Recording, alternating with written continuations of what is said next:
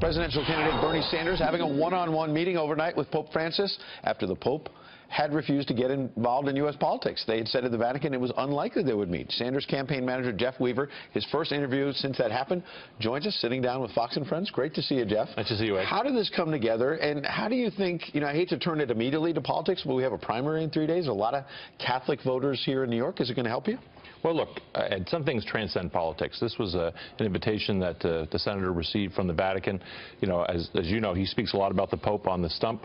He has great admiration for Pope Francis and Pope Francis's views on moral economy and climate change. And so when the invitation came through, Bernie just felt he couldn't refuse. But on social issues, you may have some in your party saying, why is he with the Pope when on abortion, same-sex marriage, a whole range of issues, Bernie Sanders disagrees sharply with the Pope?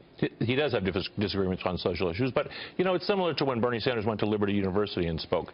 You have to find common ground with people so that you can make progress where you can. So you try to find common ground with people. He's worked with Republicans in the Congress for many years. He's worked with John McCain to transform veterans' health care in this country. They don't agree on everything either, but where you can find common ground with people, that's what you do. The other news overnight, Bernie Sanders releases his tax returns. He had been under pressure, as you know, from Hillary Clinton's campaign to do that. The effective tax rate that he paid in 2014 was 13.5%. Bernie Sanders, your candidate, wants to raise Americans' taxes pretty big in order to pay for his socialist programs. And yet he only paid 13.5% in taxes? Well, that's the way the tax system is set up. The truth of the matter is that he's one of the poorest members of the U.S. Senate. I think if you compare his income compared to Secretary Clinton's, I think hers was probably much higher. Yeah. I'm just guessing. Well, you lead me to my next question, which is why then, from a political strategist standpoint, didn't you get these returns out sooner? She was making, and we have them on the screen, I think, coming up in a minute here, which is that, her speeches were $200,000–$300,000 a pop.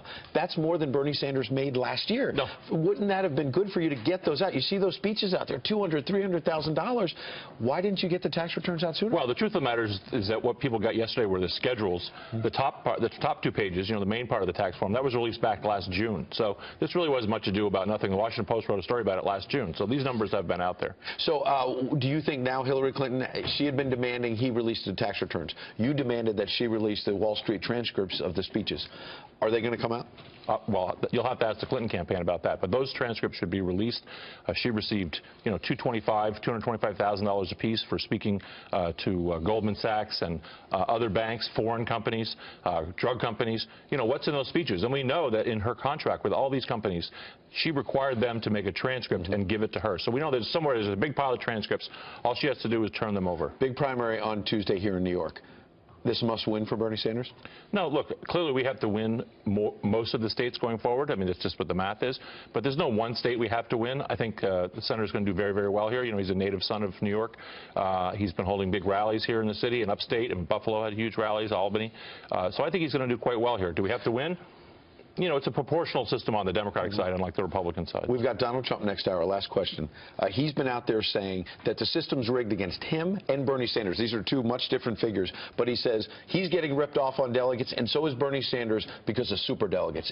Do you have some kinship with Donald Trump on that? Well, I wouldn't call it kinship. But what I would say is, look, when we get through this process, neither of the Democratic candidates is going to have enough pledged delegates to win. So we're going to go to the convention, and I think we're going to make a very strong case to the superdelegates that Bernie Sanders is the strongest candidate in the fall, beats Donald Trump and all the other Republicans by higher margins than Secretary Clinton. In fact, she loses to Cruz and Kasich in many cases. So I think the superdelegate's going to want to win in November. Bernie Sanders is the candidate to do it. Thanks. We appreciate it, Jeff. Thanks, Ed. Thanks for joining.